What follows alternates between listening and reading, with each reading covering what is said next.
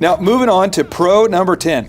It's often easier to sell a franchise business than a non-franchised. So if I've run my business for 10 years and I say, I want to move down to Cancun and sip on margaritas full time, it's easier in theory to sell the franchise. Well, why is it easier to sell a franchise business? Great question, yeah.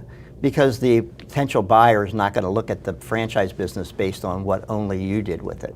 They're going to look at the franchise system. They're going to look at other franchises in that organization. They're going to look what it's doing overall. They're not going to be limited by how you built the business.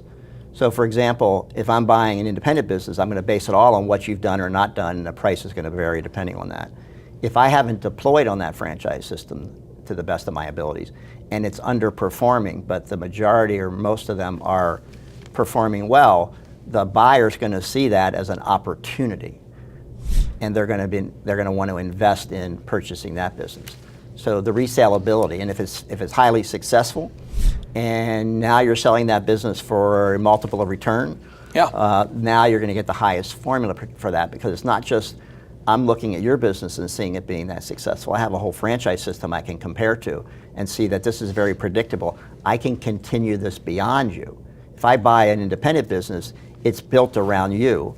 You leave, many times that business will decline. Roughly, how many sports clips are there on the planet at this point? Wow, that's a great question. Are there thousands? They're in the thousands now. But I remember when they first started. I don't remember what year it was. I just remember that I think it was. I think they had an NFL player that was associated with the brand when it first started. I can't remember his name now, but it was a Dallas Cowboy, I think. And they just started. I remember seeing them, and then now there's a ton, and then that will affect the value of my business. It absolutely. It creates what we call synergy. When people see synergistic results, it creates multipliers that relate to the value of that business. That's why we talk a little bit about income, lifestyle, wealth, and equity that's built by a franchise, because that wealth and equity is transferable through a sale or through your estate and things of that nature.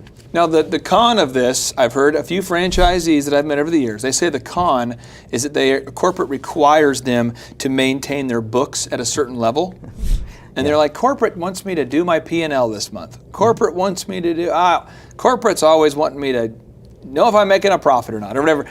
Talk to me about why franchisees sometimes have a little pushback when it comes to maintaining their books to the corporate standards. Well, the question franchisees should be asking themselves, why would the franchisor want to be managing those expectations and making sure that you're doing those things, unless it created that interdependent win-win relationship? So it's beneficial for that franchisee to do that, and it's beneficial for that franchisor to be monitoring and looking at benchmarks so they can help you meet your business goals. Because franchisees will set yearly objectives for themselves that the franchisor is dedicated to help them achieve.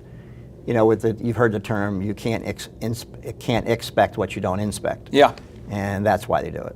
Now, the pro number 11, and I think a lot of people get excited about this one, this is our final pro here, is that as a franchise, when you buy a franchise, you can essentially make as much money as you want to make. Do you find a lot of people buy franchises for this reason?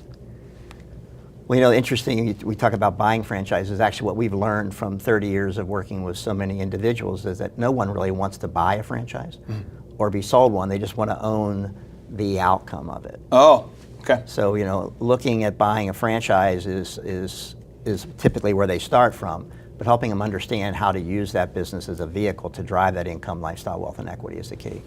And business model, the word business model, the word business vehicle, they're somewhat interchangeable, but the idea is that you're saying that you're going to buy this franchise, you're going to buy a McDonald's, you're going to buy a Sports Clips, you're going to buy whatever you buy to help you get from point A to point B. You're not buying it just because you want to say, look, I own one. That's not the goal in and of itself, right? And you're right, the upside and the career path you have is really without limits. You know, 52% of every franchise business open today is owned by a multi-unit operator. Really? 52%. And multi-unit meaning that I own more than one franchise? Exactly. And today, not only more than one franchise in one brand, but also multiple brands. That's the trend. I met a guy that owns a 1-800-GOT-JUNK, I believe, and I think he owns a Sports Clips, and he owns Exactly. he owns multiple. So that's kind of what you're talking about? Diversification. Okay. Smart thing to do.